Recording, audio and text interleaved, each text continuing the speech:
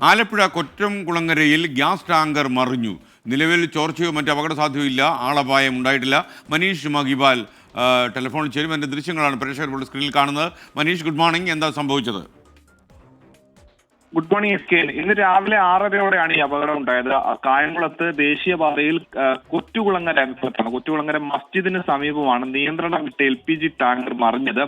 ആർക്കും പരിക്കുകളില്ല. ഈ വാഹനത്തിൽ ഉള്ളിൽ ഡ്രൈവർ മാത്രമായിരുന്നു ഉണ്ടായിരുന്നത്, ക്ലീനർ ഇല്ലായിരുന്നു. നിലവിൽ ചോർച്ചയോ മറ്റ് അപകട സാധ്യതകളോ ഇല്ലെന്നാണ് ഫയർഫോഴ്സ് അറിയിക്കുന്നത്.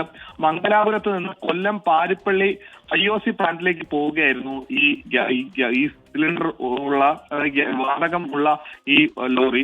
18 ടൺ വാതകം നിറച്ച് ഇതിനകത്ത് ഉണ്ടായിരുന്നു എന്നാണ് ഈ ഡ്രൈവർ രാജശേഖരൻ പറയുന്നത്. ഡ്രൈവർ രാജശേഖരന് കാര്യമായ പരിക്കുകളില്ല. കാലിൽ ചെറിയ മുറിവുകൾ മാത്രമാണുള്ളത്.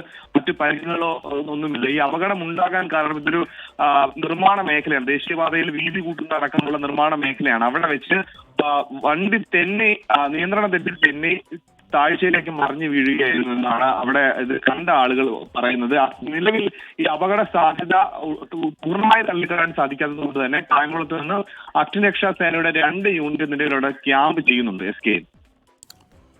Okay, thank you.